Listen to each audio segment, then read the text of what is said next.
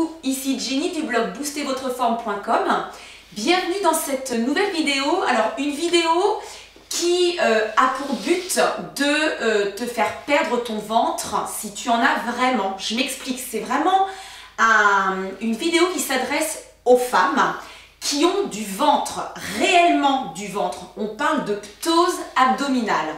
Alors c'est quoi ce terme un petit peu barbare de ptose? Une ptose, c'est quand il y a un relâchement, voire même une chute. Et quand elle est abdominale, c'est donc une chute des abdominaux due tout simplement à un très gros relâchement des parois abdominales avec bien évidemment un amas graisseux qui s'est donc installé à ce niveau-là.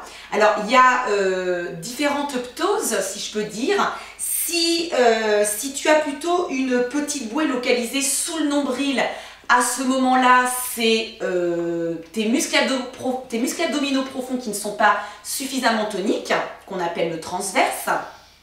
Si tu as plutôt un ventre rond comme un ballon, à ce moment-là, ce sont tes grands droits qui ne sont pas suffisamment toniques. Et enfin, si tu as plutôt un petit tonneau, c'est-à-dire vraiment du ventre tout autour là, eh bien c'est vraiment toutes tes 4 paires d'abdominaux, c'est-à-dire les obliques inclus, hein, les obliques qui sont les muscles qui dessinent la taille, qui sont relâchés.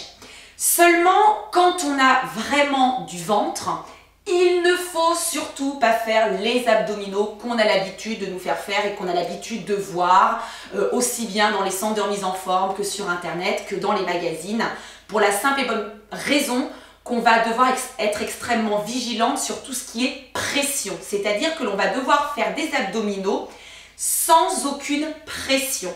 Quand il y a un relâchement abdominal, on ne sait pas bien gérer les choses et il va être extrêmement important de limiter au maximum cette pression, d'accord? Donc tout ce qui est exercice où le buste est relevé, c'est absolument à proscrire. Et ça, ce sont des choses qu'on ne sait pas.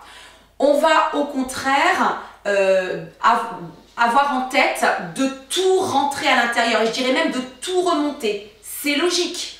Quand on a du ventre, quand on a une ptose abdominale, en fait, ça s'accompagne malheureusement très souvent d'une descente d'organes, de problèmes de constipation, de problèmes de fuites urinaires, de réels problèmes d'incontinence, de lombalgie, de sciatique, d'accord? Tout ça, c'est typique d'une ptose abdominale. Et je suis sûre d'ailleurs que si tu as du ventre, les exercices d'abdominaux que tu as pu faire jusqu'à maintenant, eh bien, tu n'es pas à l'aise, tu as mal au dos, peut-être que tu as beaucoup de mal à respirer, c'est normal, tu ne faisais pas les bons. Et d'ailleurs, au-delà du fait que je vais chercher à te faire perdre ton ventre, alors c'est vrai qu'on rêve toutes d'avoir un ventre plat, d'avoir un ventre tonique, c'est beaucoup plus esthétique. C'est beaucoup plus joli à regarder, c'est beaucoup plus agréable pour s'habiller, c'est beaucoup plus facile pour vivre parce qu'avoir du ventre, ça gêne pour certains gestes du quotidien. Moi, je m'attaque aussi aux problèmes, je dirais, santé. Avoir une bonne sangle abdominale, c'est pas purement futile, c'est pas que pour le côté esthétique, il y a un réel problème de santé, d'accord? Parce que tes abdominaux ont beaucoup de fonctions.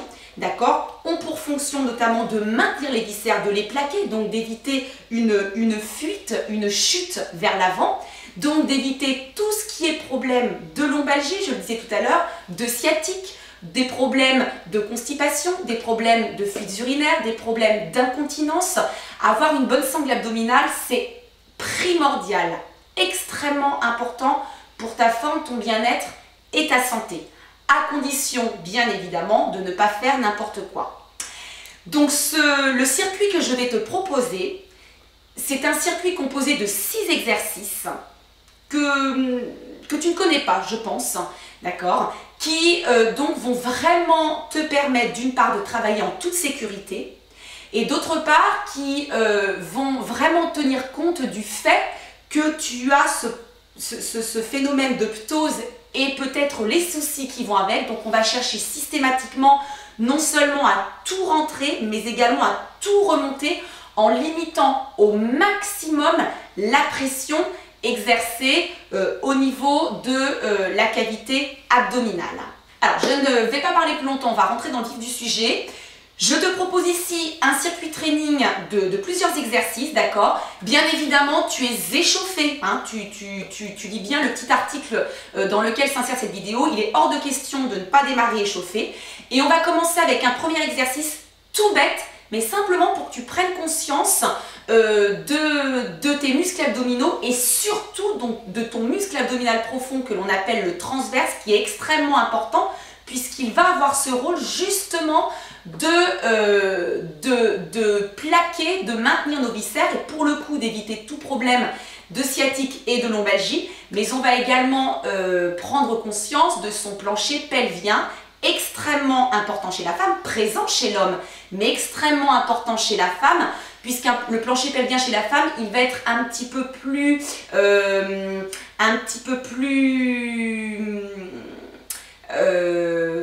je cherche mon mot, un petit peu plus relâché parce qu'on a davantage d'orifices. Voilà, c'est ça, je vais un petit peu dire les choses comme ça.